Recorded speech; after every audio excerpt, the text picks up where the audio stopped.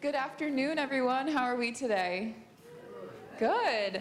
My name's Brianne Roth. I'm the Public Programs Coordinator with the Nantucket Historical Association, and I want to thank you all for coming to our special edition, One Book, One Island Food for Thought series.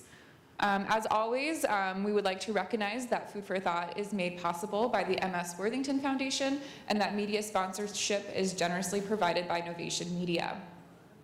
Please take a moment to silence your cell phones so as to not disrupt today's presentation. And as a reminder, we will have a short Q&A afterwards, so if you have any questions, keep them in your mind for the end of the lecture. And on to today's speaker, Fran Kartunen.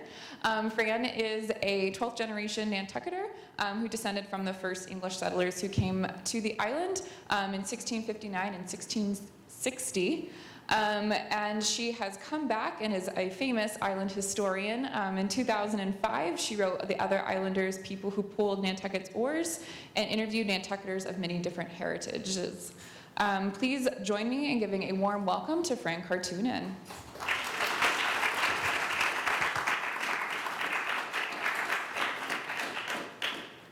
Thank you very much. This has been a wonderful One Book, One Island year. I've been more inspired this year than ever before, and many other people have told me that they feel that way too. So there's a lot about quilts and a lot about wings, and there will be some quilts and wings in my presentation, but there's going to be a lot about Nantucket. This is a talk about how Charleston and Nantucket seem so far away, parallel in time but different. But there are moments of convergence, points of contact, and I'm going to present the Nantucket side of that.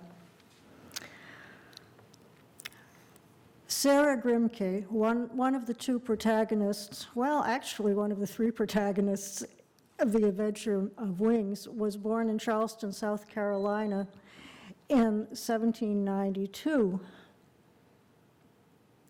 And Lucretia Coffin, who was later Lucretia Coffin Mott, was born on Nantucket in 1793. Lucretia loved to make rugs and apparently quilting too, because the NHA has a quilt made by Lucretia, and you may notice that it has black triangles. In her book, author Sue Monk Kidd brings Lucretia and Sarah together in Philadelphia, with Sarah boarding for a while in Lucretia's household. Though in her author's notes, Kidd writes, while Sarah knew Lucretia Mott and found inspiration in Mott's life as a Quaker minister, she never boarded in Mott's house. The two women's backgrounds could not have been more different. Lucretia was a birthright Quaker, meaning she had been born into a Quaker family, while Sarah and her sister Angelina became convinced Quakers. Lucretia grew up in a dominantly Quaker community where women managed their husbands' businesses and their own, and where boys and girls attended friends' schools together. Sarah was born into a society that excluded women from owning or managing property, and where girls, if schooled at all, were sent to places like the despised Madame Ruffin School, which provided education for the gentle female mind. Lucretia became a Quaker minister while still in her 20s. Sarah was told that she could not have a career of her own, and later, when she aspired to become a Quaker minister like Lucretia, she met with discouragement even there. At age 11, Lucretia and her family moved to Boston, and from there, Lucretia went on to 9 Partners boarding school in Dutchess County, New York. Quaker meeting houses typically had separate doors for men and women who sat apart from one another in meeting, and there was often a petition between them that could be opened or closed. As you see in this school drawing, 9 Partners Friends schools also had a separate entrance for girls and for boys. Lucretia was shocked to learn that women teachers at 9 Partners received only half as much salary as men teachers. At 9 Partners, Lucretia met fellow student James Mott, and they married when she was 18 years old. Sarah never married at all.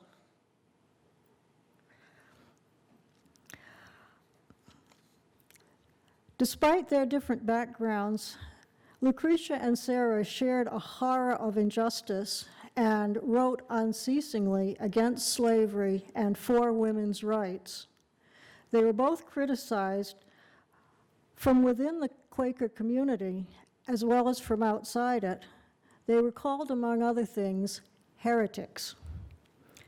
Sarah died in 1873 and Lucretia in 1873. Sarah died in 1873 and Lucretia in 1880.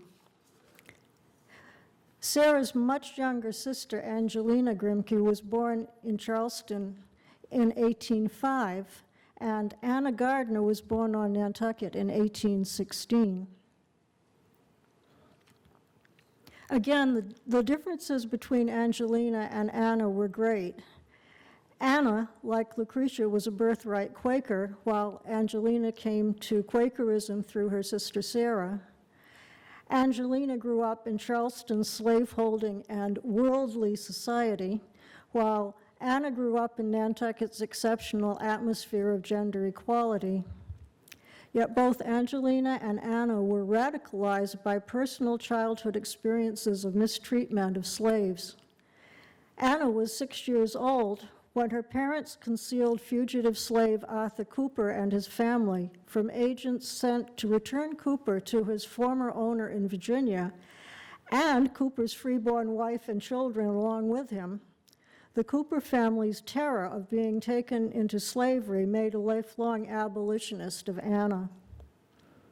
Angelina became a traveling speaker and a writer against slavery, while Anna became a charter member of Nantucket's Anti-Slavery Society.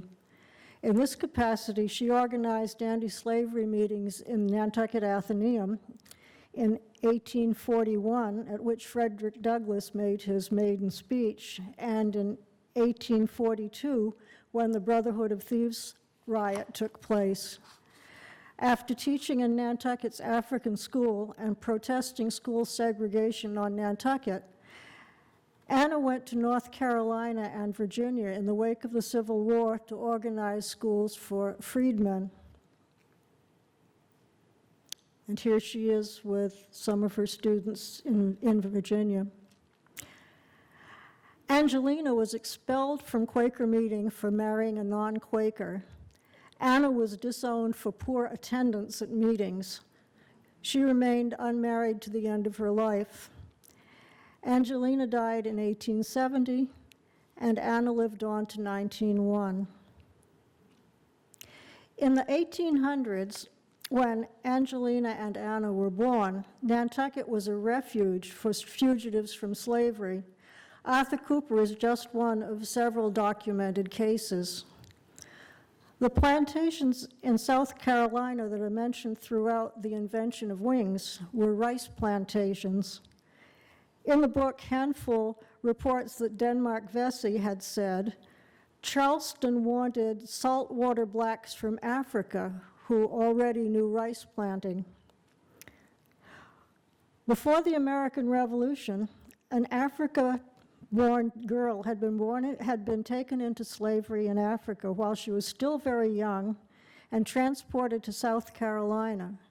There she was sold as a field slave, given the slave name Lucinda, and branded on her forehead. On the plantation, she was put to digging ditches and setting out rice plants. In 1811, she was sold to a master in Newport, Rhode Island, and somehow from there made it to the sanctuary of Nantucket. By then, Arthur Cooper was widowed, and he married Lucinda, who was known and admired in Nantucket as Aunt Lucy Cooper. Slavery had been eliminated throughout the Commonwealth of Massachusetts by a series of court decisions between 1781 and 1783 that found slavery unconstitutional in the Commonwealth. By 1790, there is no record of any person being held in slavery in Massachusetts.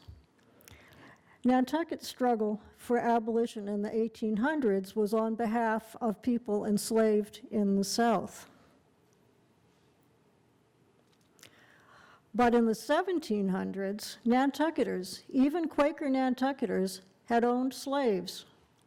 We find them in estate inventories, testaments, and deeds of manumission, all of which are housed right across Broad Street in the town building. In the Invention of Wings, Handful learns the dollar values placed upon herself and her mother from a book in the Grimke family library. She says, "There were all us slaves, right after the water trough, the wheelbarrow, the claw hammer, and the bushel of flint corn." The 1735 inventory of Nantucketer Jonathan Pinkham's estate itemizes Sambo between a bedspread and a pair of hogs. Samuel Barker's 1740 inventory lists Barker's slaves immediately after his stock of gingerbread. The youngest of them, a Negro child, is valued equally with the gingerbread, while the adults were valued at a great deal more. When Thomas Brock died in 1750, his probate inventory listed a Negro woman between a tablecloth and a mainsail and jib. In 1716, Stephen Hussey willed one African each to his wife, his son, and his daughter. 4 years later, James Coffin bequeathed his daughter a life right to Hagar, after which Hagar would serve his son John. 65 years later, the Nantucket selectmen voted that the Negro woman Hagar be considered one of the town poor. In the Invention of Wings, Sarah, as a young girl, attempts to free her personal slave Handful by writing a letter of manumission. There are 9 deeds of manumission registered in the Nantucket Registry of Deeds, and also an early manumission made by way of a last will and testament. Robin, who was freed by Thomas Brock in 1750, was still living in 1810 and being cared for in the home of a member of Nantucket's black community in New Guinea. In vital records from the 1700s, one finds individuals classified as black without surnames, which indicates present or recent enslavement. Just as domestic animals do not have surnames, neither did enslaved Africans. Slave names bestowed upon Nantucket's Africans were ironic. Prince, Caesar, Cato, Cyrus, Seneca, Pompey. It was written Pompey, but Nantucketers pronounced it Pompey. Patience was a favored name for enslaved women. There was one woman known as Venus. Previously enslaved individuals and their children either attempted to use their former master's surnames, as in the book Hetty Grimke for Handful, or they took the family progenitor's slave name as their surname, giving rise to the Boston family, who were descendants of Boston and Maria, and the Pompey family, who were the descendants of Old Pompey. Others took the name of professions as surnames, so painter, cooper, dyer, nailer. In the Invention of Wings, Israel Morris tells Sarah, "I'm a Quaker. We believe slavery to be an abomination. It's an important part of our faith." He gives her a copy of a book by John Woolman to study with the words, "After you read it, write to me." This was probably the Journal of John Woolman, published in 1774. 20 years previously, in 1754, Woolman had published some considerations on the keeping of Negroes, and the Philadelphia Yearly Meeting at the time published Epistle of Caution and Advice, speaking against the buying and keeping of human beings as slaves.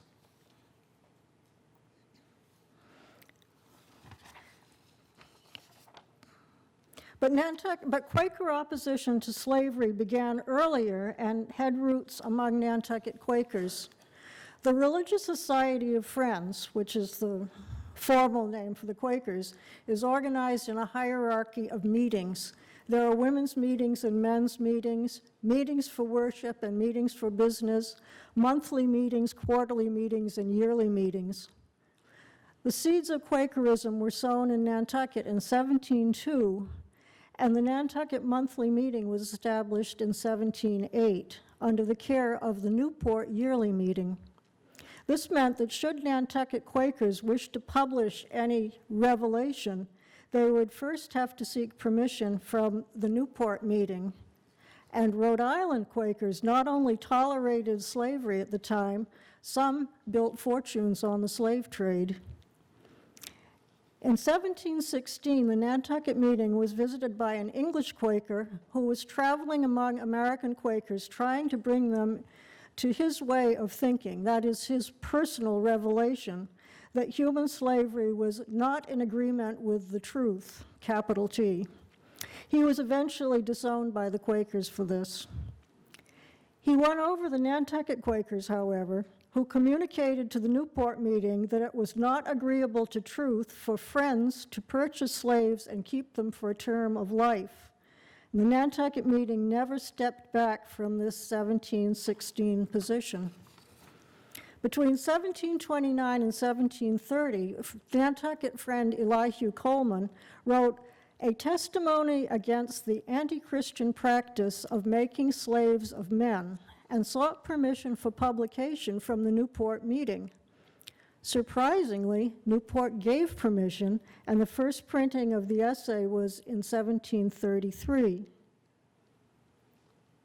So here we have Elihu Coleman. And here is the house in which he wrote his testimony against the anti-Christian practice of making slaves of men. Coleman was not a humorless friend. In his point-by-point refutation of multiple justifications for slavery, he remarks that no one can use the excuse for making Africans slaves because of their being either ignorant or wicked. For if that plea would do, I do believe they need not go so far as Africa for slaves as now they do. Publication of Coleman's essay did not bring about an immediate end of slavery, even on Nantucket.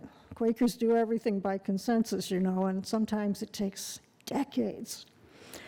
Friend Benjamin Coffin, Quaker schoolmaster, kept his slaves to the end of his very long life, only manumitting Rose and her two sons, Benjamin and Bristol, in the year of his death, 1775. This was 2 years after the famous Prince Boston case against the heirs of William Swain that is often represented as the end of slavery on Nantucket. Prince Boston's brother, Silas, still had to make one more whaling voyage for the Swains before gaining his freedom. The prospect of Africans simply being turned out of their former masters' households with no means to support themselves was unthinkable. It was expected that they would either be destitute and an economic drag, or they would rise in insurrection like the one Denmark Vesey attempted to bring about in Charleston. One scheme to prevent this was the American Colonization Society's Back to Africa movement that Sarah Grimke furiously rejects in the book. Founded in 1817, it helped to establish the colony of Liberia on the west coast of Africa. Founded as a place to send freed slaves so their continued presence in the South would not constitute a threat to their former owners. This had a precedent in an earlier British resettlement colony in Africa, Sierra Leone. Quakers supported this vision. In fact, black Quaker Paul Cuffey, who had died in 1812, 3 years before the American Colonization Society began its work, had supported the British plan. Cuffey's roots were on nearby Cuttyhunk Island, and he lived in Westport, Massachusetts. but he had relatives on Nantucket and was well known here. By the way, you notice we have silhouettes. The fact that we have not one but two oil paintings of Lucretia Mott and one of her mother is unusual because generally speaking, Quakers were against portraiture, except for silhouettes because they were cheap and not considered particularly worldly, but having an oil portrait made was considered a terrible misuse of resources. The other plan for freeing slaves was known as gradualism. Slaves would be kept working for the master and being provided for within the household until, having reached maturity and learned a trade for men or marrying for women, they would be manumitted. This essentially meant that the master claimed the most productive working years of a person's life while holding out the prospect of freedom in the future. When Ebenezer Gardner of Nantucket wrote the deed of manumission for Pompey in 1741, it was not immediate. Pompey would serve 9 years and 3 months more before being a free man.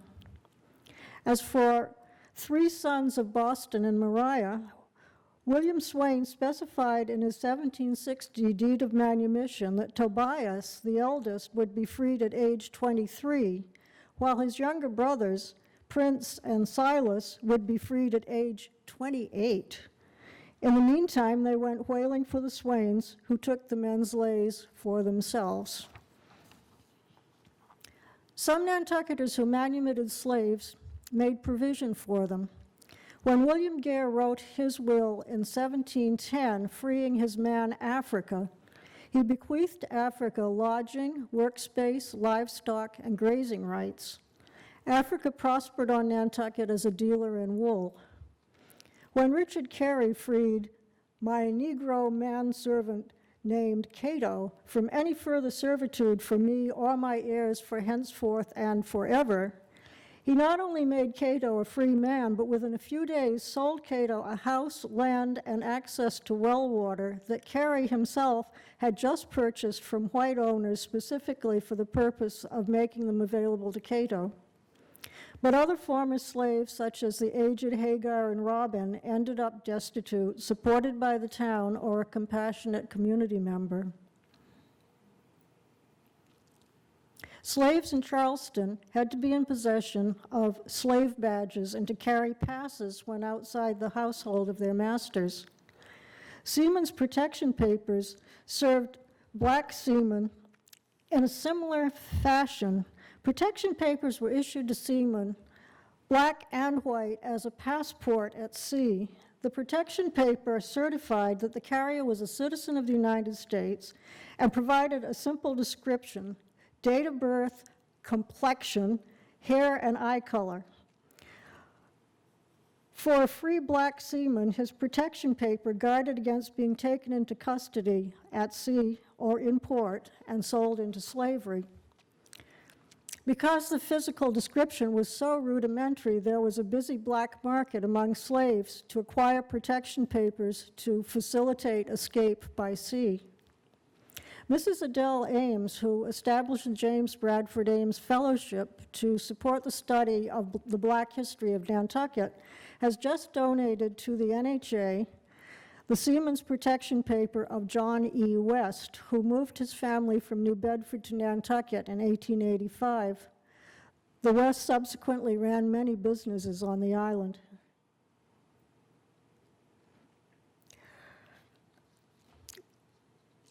When Barbara White began research for her biography of Cyrus Peirce, first principal of Nantucket High School, she was concerned that because he was not involved in the struggle to integrate the Nantucket public schools in the 1840s, he might not be an abolitionist. Her research on his life off island, by the way,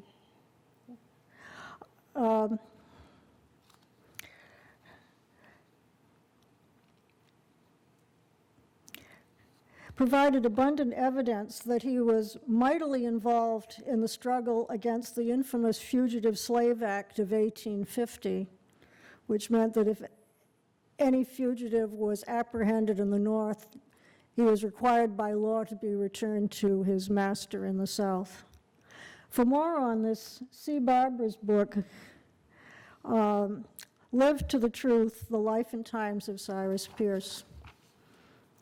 Among other white abolitionists on Nantucket in the years before the Civil War and the Emancipation Proclamation were friend Nathaniel Barney and his wife Eliza Starbuck Barney, both members of the Nantucket Anti-Slavery Society.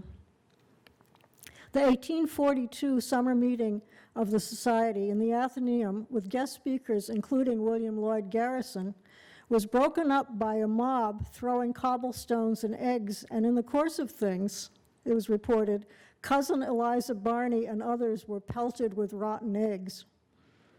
The Athenaeum closed its doors to blacks at the time, during which Nathaniel Barney withheld his dues as a member of the proprietors of the Athenaeum.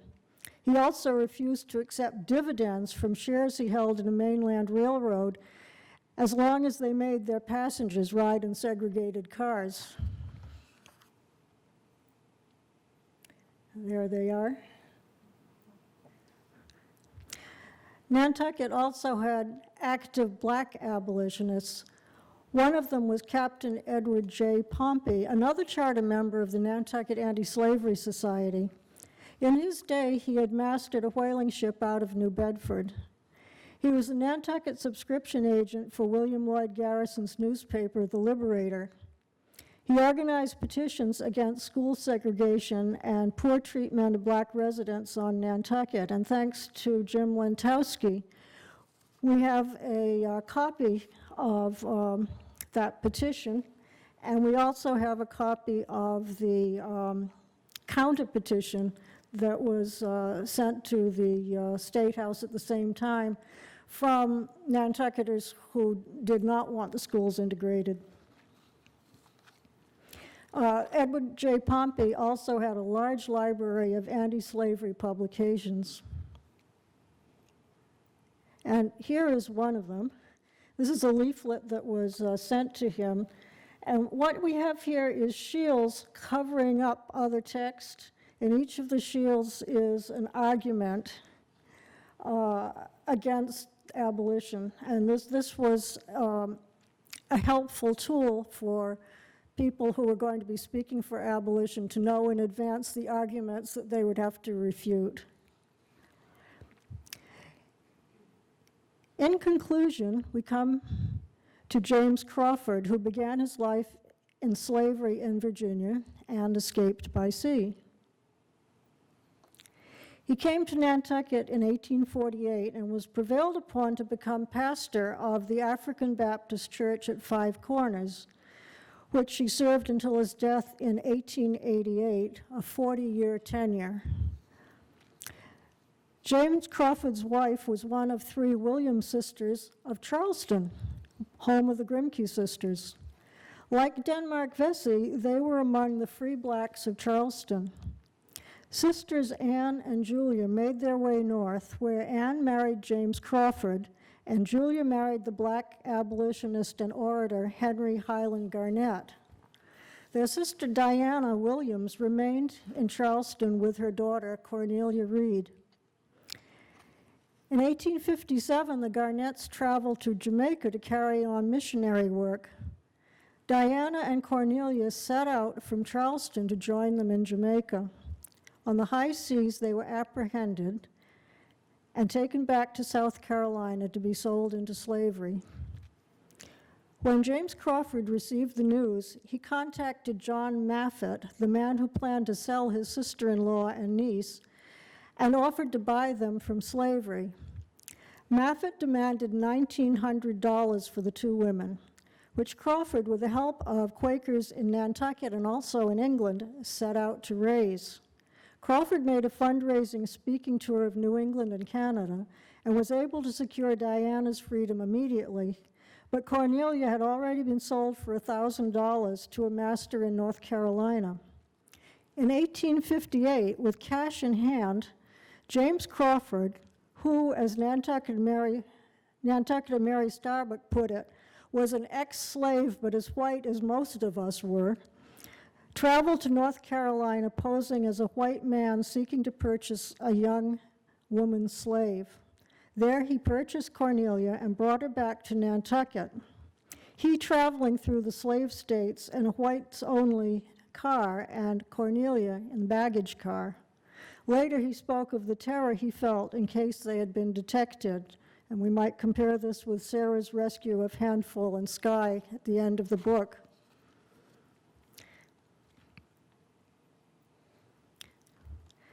The Invention of Wings concludes with Handful and Sky leaving Charleston, heading for freedom. Handful. I watched Charleston fall away in the morning light. When we left the mouth of the harbor, the wind swelled and the veils around us flapped, and I heard the blackbird wings. We rode onto the shining water, onto the far distance.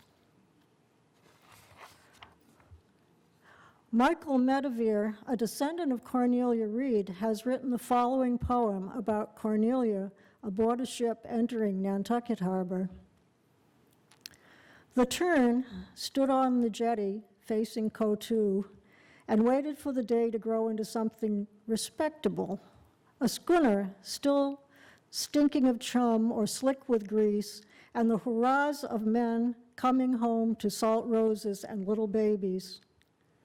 For the hour when clouds split apart into descendant forms and Quaker bells signal the end of work, the hour of hearth fires, blessings, and heaps of shucked shells. But reading the signs that this was not the day he longed for, at least not here, he bent his body to partner with the wind. And at last, Cornelia came into the harbor for the first time, silent with eyes shining, the day belonging only to her. Thank you. Thank you so much. Let's have one more round of applause. And we'll take some questions now. If anyone has a question, please raise your hand and I will come to you. No questions. Oh, we have a question. Just one second. Thank you. Does the Coleman House still stand on Nantucket, and where is it located, please, or where was it located? The which house? I'm sorry. Coleman? Oh, the Elihu Coleman House. Yes, that still stands. If you follow Duke's Road out nearly to the end, you'll find that it's blocked because the Frost family, who own the house, got really tired of cars turning up in their yard and asking directions. But the house stands there to this day. It's somewhat south of Nantucket Road. Any other questions? Huh? All right. Fran, so much of you've written some wonderful books, and I wondered if you could just tell us which books contain the information that you shared today, or there's several of them. Yeah. Well, my 2005 book, The Other Islanders, has a history of Nantucket's black community. Then I wrote a whole series of little books about Nantucket, and the one called Nantucket Places and People South of Main Street has some information about the New Guinea community. But I didn't write one single book about it. I felt that to segregate those stories from Nantucket history in general is just carrying on a practice that we want to do without. So James Crawford, who had a barbershop on Main Street, is in another Nantucket Places and People one, which is Main Street to the North Shore. And then when I did the survey of Nantucket's cemeteries and burial places, there's one chapter about the, it is now officially the historic colored cemetery just beyond Mill Hill Park. And there you find more stories.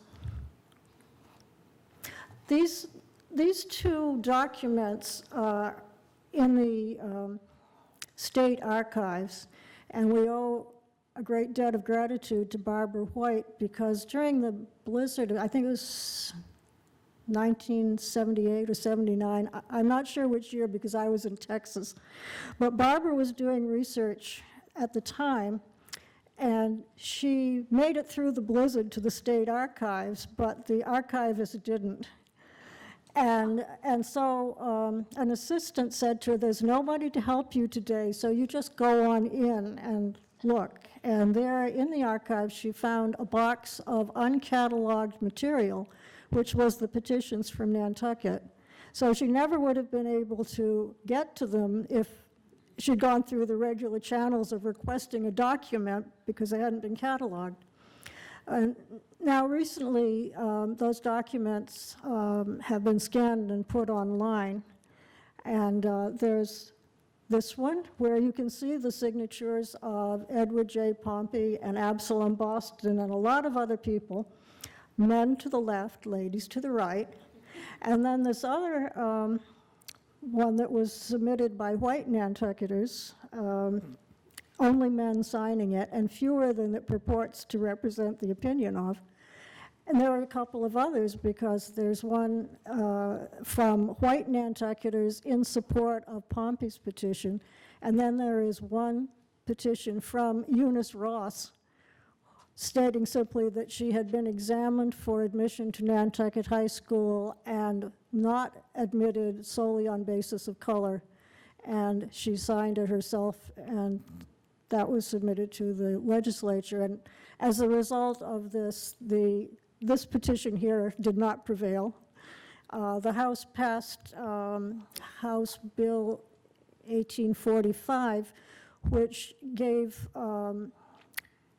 residents within a town the ability to sue the town if their children were not being provided with adequate public education. And with that in hand, finally, segregation was eliminated in Nantucket. And that was, if not the first, one of the very first pieces of legislation for equal rights in the United States. Any other questions? All right, let's have one more round of applause, and a big thank you to Fran for joining us today.